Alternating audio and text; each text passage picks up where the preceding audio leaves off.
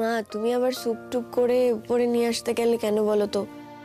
দেখেছো বাবা, একেই মার শরীরটা খারাপ, আমি বললাম যে আমি যাচ্ছি নিচে খেতে, না নিয়ে চলে আসলো। চুপ কর তো, খেতেই চাইছিলি না, তারপর আমি নিচে স্যুপ করে রাখি আর 10 ঘন্টা পরে গিয়ে তুমি সেই ঠান্ডা স্যুপ খাও না?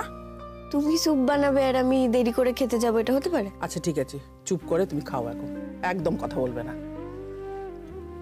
অনেক হয়েছে, এবার তুমি দাও, আমি একা একা খেয়ে নিচ্ছি। কেন রে?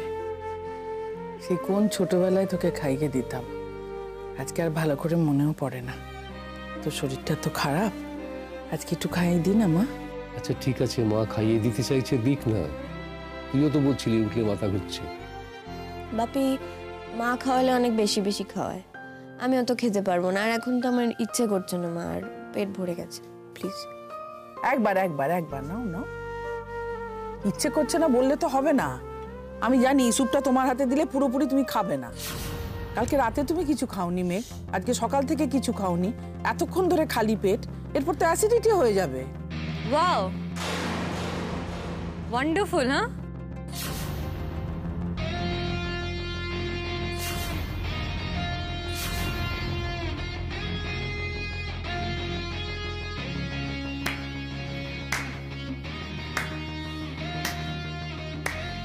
নাইস, অসাধারণ দৃশ্য। আমি তো দেখে বিশ্বাস করতে পারছি না, ভাবতেও পারছি না এখানে কি হচ্ছে।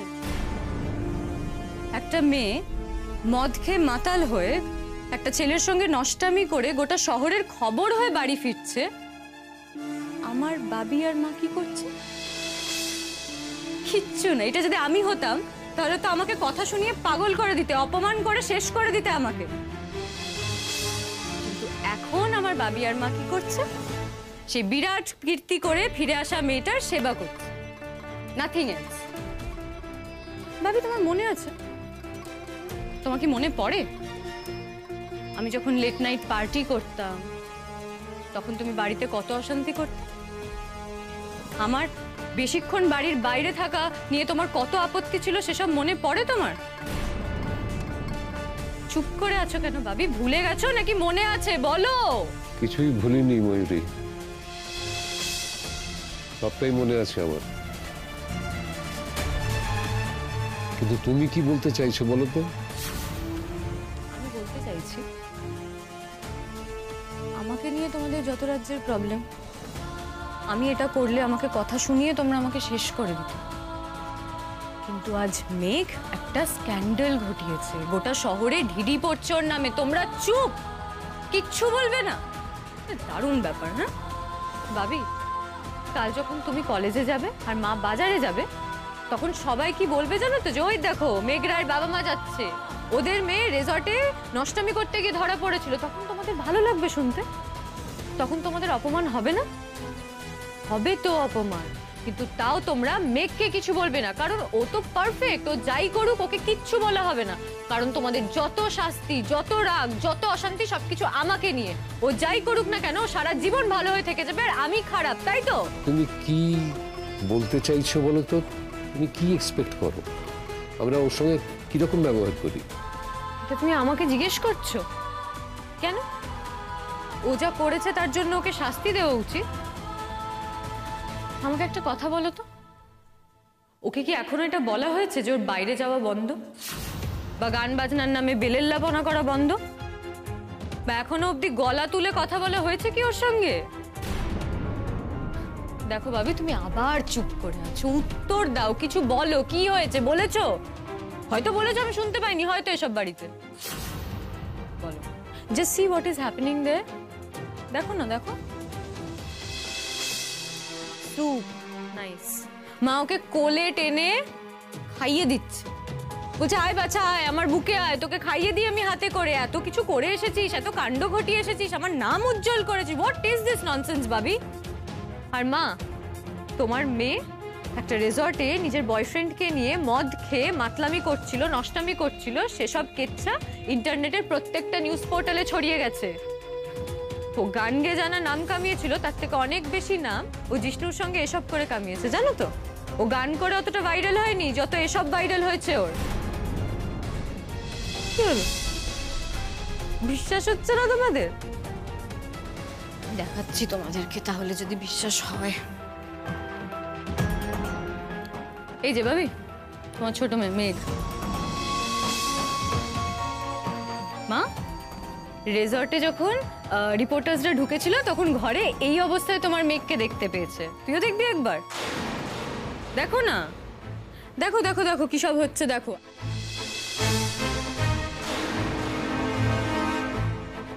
I'll show you. এই দেখো, এইটা একটা পোর্টালে দিয়েছে, যে অনেক আগের থেকে চলছিল। দেখো বাগানে, জিষ্ণু আর মেঘ বাগানে। মা দেখো, বাগানে রিসর্টে ঢোকার আগে ওরা দুজনে একসঙ্গে এসব করছিল।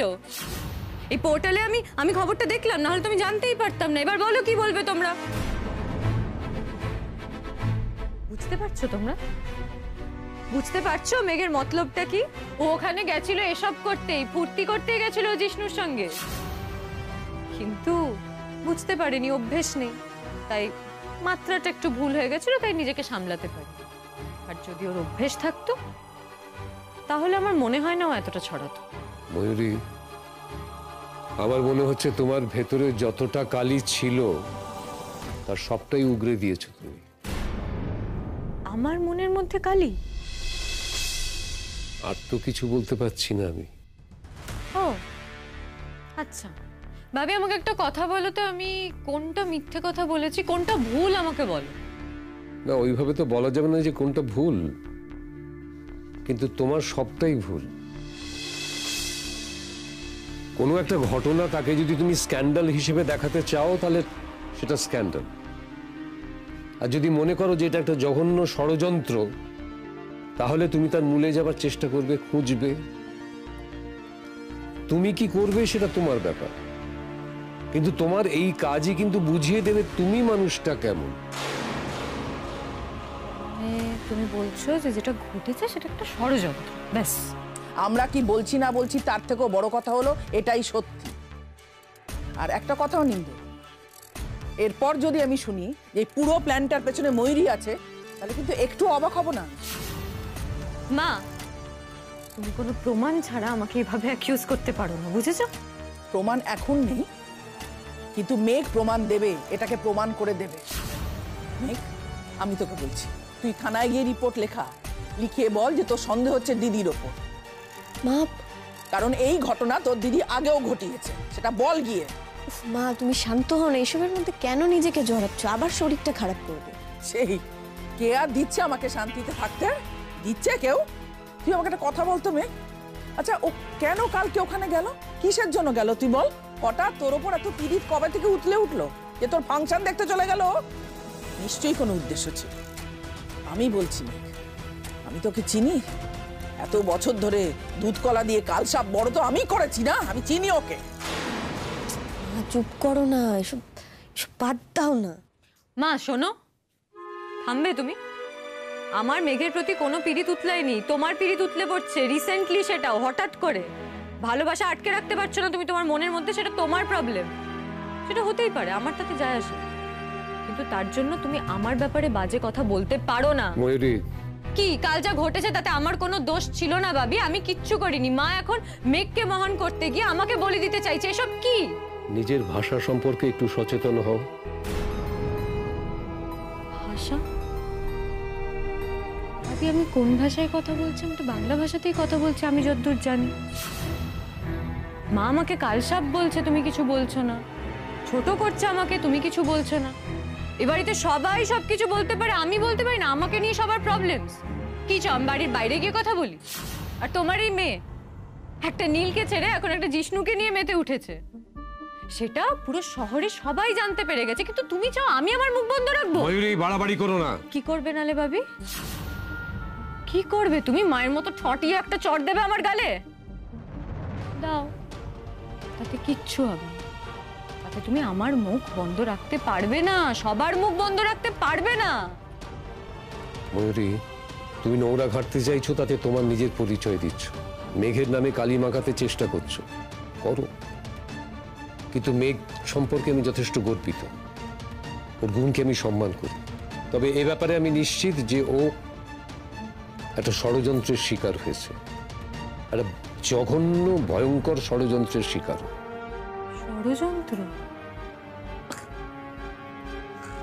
ভাবি কে ষড়যন্ত্র করবে ওর আগেনস্টে।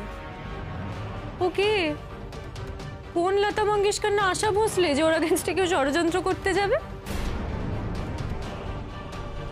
কেন রূপ?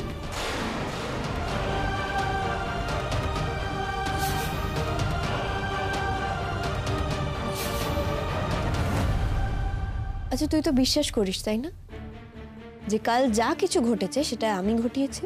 তুই এটা করিসনি তো আর কে করেছে মেঘ? ওরা তো আমাদেরকে বিলটা দেখালো, ইট ওয়াজ ক্লিয়ার যে তুই জেন অর্ডার করেছিলি। যে এত কিছু প্ল্যানটা করেছে না, সে এক্স্যাক্টলি ওই জায়গাটাতেই একটা ভুল করে ফেলেছে। কেন? দেখ, বাপিকে বলেছে যে জিন আর টনিক দিয়ে আমি নাকি এরকম কোন একটা ককটেল অর্ডার করেছি, আর যে ককটেলটার নাম অদ্ভুতভাবে আমি জানিই না। তা তোর কথা কে বিশ্বাস করবে যে তুই এটা জানিসই না? কেন? বাপ্পি বিশ্বাস করবে, মা বিশ্বাস করবে, আর মনে মনে কোথাও গিয়ে তো তুইও বিশ্বাস করছিস যে ওই রকম একটা অর্ডার আমি দিতে পারি না। হ্যাঁ হতেই পারে, হয়তো অর্ডারটা তুই দিসনি, জিষ্ণু দিয়েছে তোর হয়ে, ইটস পসিবল। না, জিষ্ণু তো তখন ওই ঘরে ছিলই না। কিন্তু মেঘ তুই ভুলে যাচ্ছিস, আমরা যখন গিয়েছিলাম তখন ঘরের মধ্যে জিষ্ণু ছিল। মেঘ তুই আর এভাবে মিথ্যে কথা বলিস না, এসব বন্ধ কর। তোর ভালো মানুষ এবার সবার কাছে ধরা পড়ে গেছে, পুরোটা ফেক।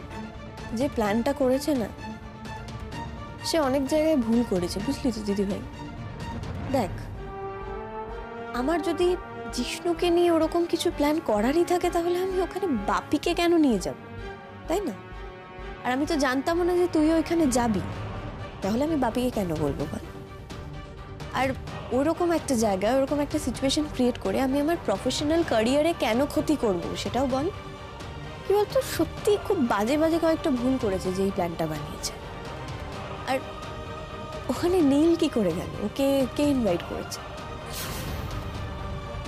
সে তো শুনলাম তুই কুরিয়ার করে ওকে ইনভিটেশন কার্ড পাঠিয়েছিলি। আমি নীলকে কুরিয়ারে কার্ড পাঠিয়েছি? মানে ভাবি, তোমার শুনে কিছু অবাক লাগলো না? মানে এটা হতে পারে আমি নীলকে কার্ড পাঠাবো? তোমার কোথাও খটকা লাগেনি? মানে কিছু মনে হয়নি যে এটা হতে পারে না?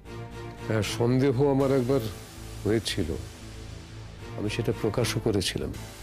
তারপরে এত কিছু ঘটে গেল, তখন কার ইনভিটেশনে ও গিয়েছিল সেটা তত ইম্পর্টেন্ট ছিল না। তুই এটা করিসনি তো কে করেছে এসব? আমাকে বলতো, বোঝা আমাকে। ও আই এম সো সরি, ভুলে গেছিলাম আমি তো। তোদের তো সব প্রবলেম, সব ঝামেলার কারণ একটাই নাম, আমি। আর সেই নামটা অলরেডি মানিয়ে ফেলেছে, বাকি আছিস তুই আর ভাবি। তোরাও আমার নাম নিয়ে নে, হয়ে গেল। আমি কিছু বলছি না রে দিদি ভাই। শোন, আমি একটাই কথা বলছি যে যে ওই কাজটা করেছে সে চাইছিল যে ওরকম একটা সিচুয়েশনে আমাকে বাপি দেখুক বা নীল আমাকে দেখুক, আর কিছুই না। বোকার মতো কথা বলিস না মেয়ে। ভাবি যে ওখানে যাবে সেটা কেউ জানবে কি করে? কার্ড তো শুধু নীলকে পাঠানো হয়েছিল। দেখ, সেটা এই মুহূর্তে দাঁড়িয়ে কোনো প্রমাণ ছাড়া কি করে আমি শিওরলি বলবো বলতো? তাই ধরে নিচ্ছি যে বাপি আমার সঙ্গে যাবে সেটা সে জানতো, আর ইনসিডেন্টলি বাপি আমার সঙ্গে যায়নি। দেখ, গেলে হয়তো আবার অন্যরকম প্ল্যান হতো, আর কি হতো কি হতে পারতো সেটা তো আমি এখন জানি না। মেঘ, তুই কি আমাকে সন্দেহ করছিস? দেখ, কাউকে তো সন্দেহ করতেই হবে বল, কেউ তো ঘটিয়েছে ঘটনাটা। আর একটা কথা জেনে রাখ দিদি, যে এই পুরো ঘটনাটা ঘটিয়েছে তাকে আমি দুনিয়ার সামনে নিয়ে আসবই, এটা আমার প্রমিস।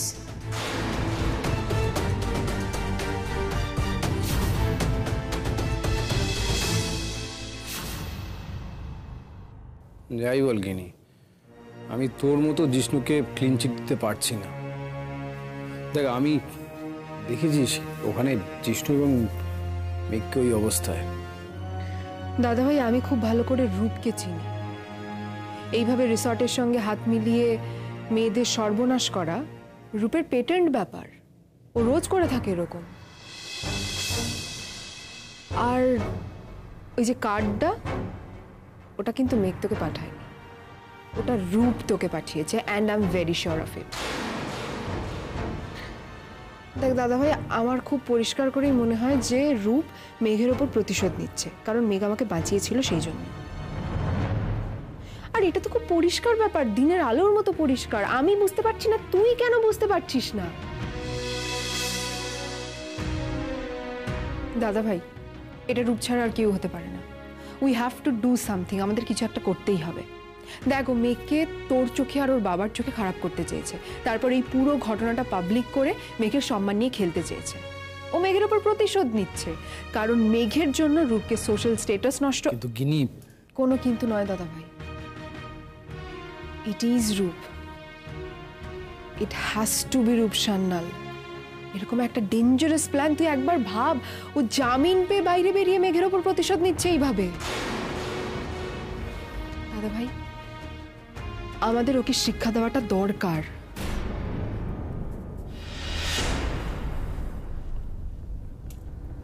আমি যদি তোর কথা মেনে নিই, আর রূপ যদি এই ঘটনার পেছনে থাকে, তাহলে কিন্তু রূপ একা নেই। রূপের সঙ্গে আর একজন আছে। তুইও কি তাকেই সন্দেহ করছিস যাকে আমি সন্দেহ করছি? হ্যাঁ, ময়ূরী আছে এই কাজের পেছনে। দেখ, ময়ূরী মেঘকে সহ্য করতে পারে না, আর মেঘ ওর মুখোশ খুলে সবার সামনে প্রকাশ করে দিয়েছে। তাই জন্য প্রতিশোধ নিতে ময়ূরী এই কাজটা করেছে।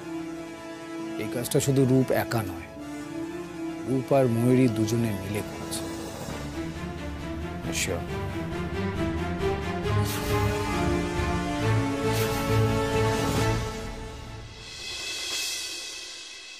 এই পথ যদি না শেষ হয় তবে কেমন হতো তুমি বলো তো। কি গো বাপি, নিশ্চিস কি করছিলিস উপরে এত বসে বসে? দেখ আমি কি করছি। তুমি এখন ফ্রুট স্যালাড বানাচ্ছ এত রাতে? তোর ফেভারিট তো। জানো, আমি কালকে একটা লেখা পড়লাম, ওখানে বলছে যে তোমরা যদি রাতে ফল খাও সেটা নাকি হজম হতে অসুবিধা হয় বা এরকম। তুই থাম তো, সব কথা ছাড়, একদম মাথায় রাখবি না। একজন বলল যে রাত্রিবেলা ফল খাওয়া ভালো নয়, পরের সপ্তাহে আরেকজন বলল রাত্রিবেলাটাই ফল খাওয়া হয়। এক এক সময় এক এক রকম কথা বলবে। আসল কথা কি বলতো, যেটা তোর শরীরে সহ্য হবে সেটাই করবি, ব্যাস হয়ে গেল।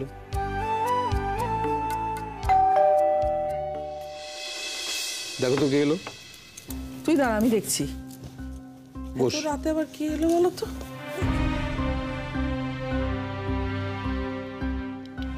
কি হলো, তুই কোথায় যাচ্ছিস?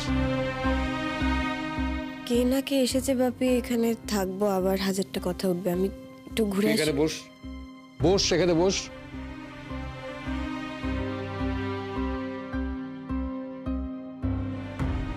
তাতে কি কথা উঠলে উঠবে, আমরা জবাব দেব। তুই কি কারো থেকে মুখ লুকিয়ে বেড়াচ্ছিস? তুই তো কোনো ভুল করিসনি, তাহলে এত ভাবছিস কেন? চুপ করে বস, কোথাও যেতে হবে না তোকে, এইখানে বস।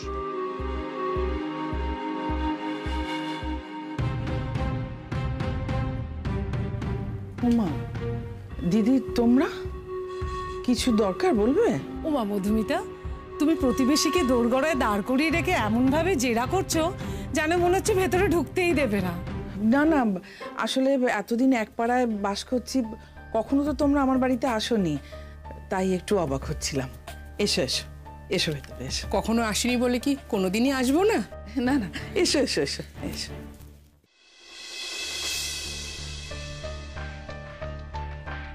আসুন আসুন আসুন, বসুন, নিয়ে যাও মা, আসুন বসুন বসুন। মেঘ,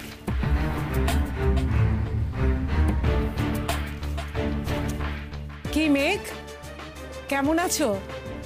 ভালো আছে। চিনতে পারছো আমাকে? আরে ওই যে বাড়ির গলির মোড়ের মাথায় যে বাড়িটা গো, ওই বাড়িটা আমরা থাকি। ও চিরকালই খুব ভালো মেয়ে, সারাদিন পড়াশোনা গান বাজনা নিয়েই থাকে, আড্ডাও মারে না, কোথাও যায়ও না। সত্যি আমাদের পাড়ার একটা আইডিয়াল মেয়ে, খুব ভালো মেয়ে। আমি তো আমার মেয়েকে বলি যে ওকে দেখে কিছু শেখ। আচ্ছা মেঘ, তোমার গান বাজনা কেমন চলছে?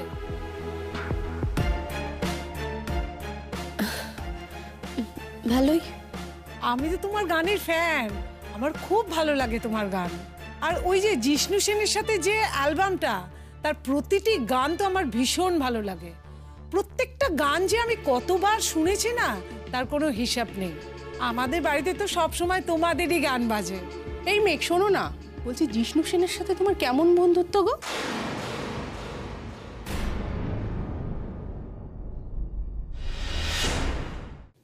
মানে তোমরা যখন একসাথে গান করো না, তোমাদের একে অপরের পরিপূরক মনে হয়। তখন যে একসাথে কি ভালো লাগে তোমাদের। ঠিক বলেছ, একেবারে মেড ফর ইচ আদার। নমস্কার, আমি মেঘের বাবা। না, জিজ্ঞেস করছিলাম যে আপনারা কি শুধু এই কথাগুলোই বলতে এসেছেন নাকি আরো কিছু বলার আছে? না, আসলে আমরা মেঘেরই খোঁজ করতে এসেছিলাম। ও কেমন আছে, ওর গান বাজনা কেমন চলছে, এই আর কি। ও আচ্ছা আচ্ছা। আমরা কিন্তু মেঘের জন্মের আগে থেকে এই পাড়াতে রয়েছি, আর আপনারা বোধহয় আরো আগে এই পাড়ায় এসেছেন। না, বলছিলাম যে কোনোদিন তো এই বাড়িতে আপনাদের দেখেছি বলে মনে পড়ছে না। কোনোদিন তো এসে জিজ্ঞেস করেননি যে মেঘ কেমন আছে, আপনারা কেমন আছেন।